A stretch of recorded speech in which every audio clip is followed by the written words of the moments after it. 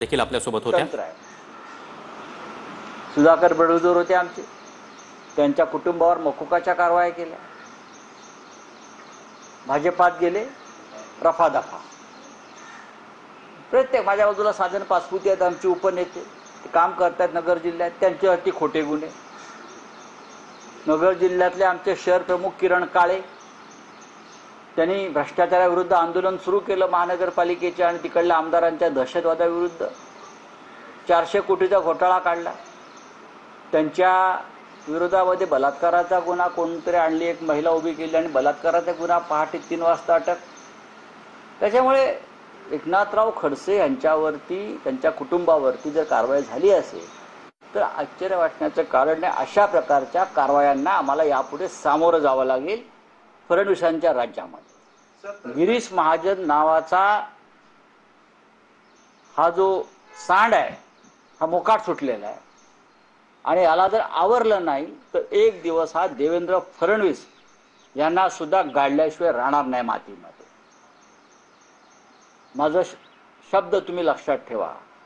या अशा प्रवृत्ती ज्या आहेत, यंत्रणांचा खोटा वापर करून राजकीय विरोधकांना बदनाम करणाऱ्या, आम्ही त्यातून गेलेलो आहोत ना. आमच्याकडे ईडी, सीबीआय सगळं पाठवून झालं खोट्या गुन्ह्यांमध्ये. आम्ही लढतो आहोत, आम्ही लढत राहू, पण तुम्हाला महाग पडेल, लक्षात घ्या. हे जेव्हा तुमच्यावरती उलटेल तेव्हा महाग पडेल. अमित साळुंकेचं काय झालं? अमित साळुंकेचा संबंध एकनाथ शिंदे आणि त्यांच्या मुलाशी आहे. पोलीस कारवाई करणार आहेत गुन्हा दाखल करून, अँटी करप्शन. रेव पार्ट्या कोणाच्या होतात? आमचे आमदार आणि खासदार.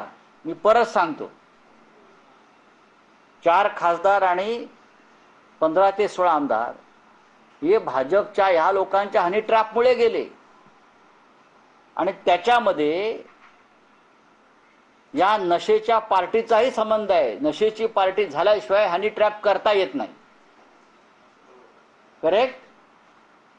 हे सगळं भाजपने केलं आहे, हे सगळं भाजप निर्माण करतं. एकनाथराव खडसे 2 दिवसापासून सरकारवर तुटून पडलेलं आहे. त्याची किंमत ते मोजतात, त्याचं कुटुंब मोजतात. हे शाप महाराष्ट्राचे ह्या लोकांना लागल्याशिवाय राहणार नाहीत.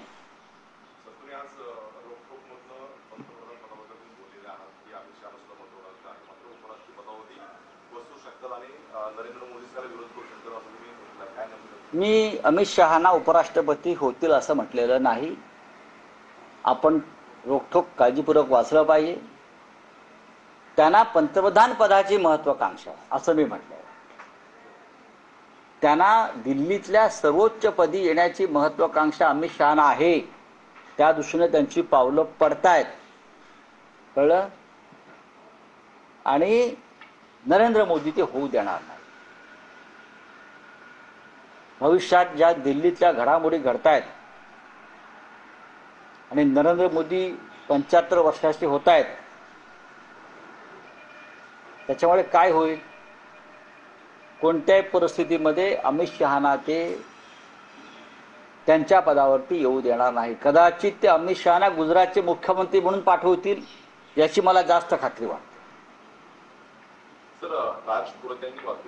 अरे सोडावं राजपुरीत काय घेऊन बसला?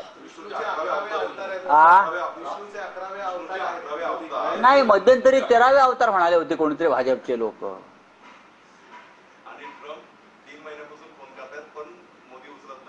असं कोण म्हणताय? काय करतात ते? कुठल्या पक्षात आहेत सध्या मला माहित नाही.